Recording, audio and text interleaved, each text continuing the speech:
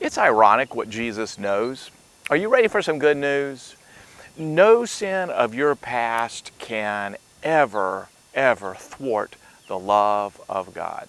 Authors often use a literary device called irony. Irony lets the reader know more than the characters know. Like in daily life, we use irony in everyday speech. If I spill spaghetti sauce on my shirt and I go, great, I don't actually mean great, I mean it was bad. At one point, for example, the biggest dog in Britain was named Tiny. That's irony. Sometimes irony depends on the situation. In Samuel Taylor Coleridge's famous Rime of the Ancient Mariner, the famous line is, "Water, water everywhere, nor any drop to drink," because ironically they were surrounded by water.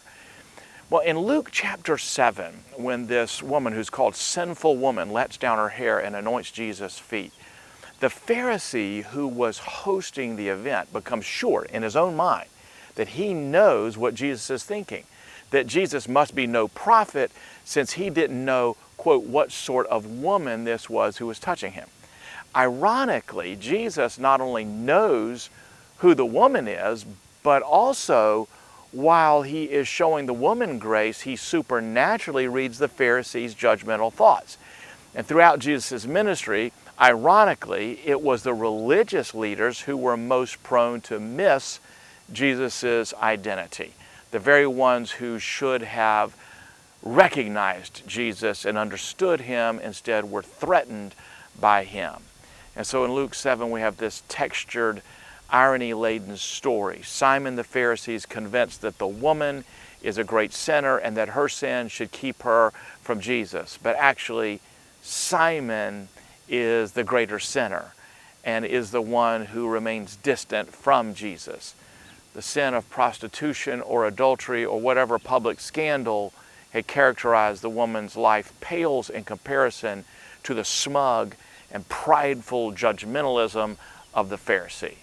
To God, in other words, the greater sin is unbelief and unwillingness to receive God's grace. And the moving story accentuates the nature of God's unquenchable grace. God doesn't focus on the sins of your past in order to exclude you from fellowship with Him. God focuses on the power of forgiveness, wherein you, by the gift of Christ, are invited to scandalous intimacy with the Savior.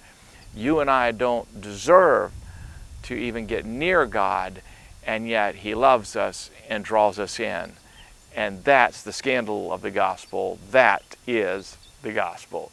Well, that's today's good news. You can get more like it by clicking right here on these videos. Or better yet, if you haven't done so yet, be sure to subscribe to this channel and start out. It's really important to start out every day with some good news.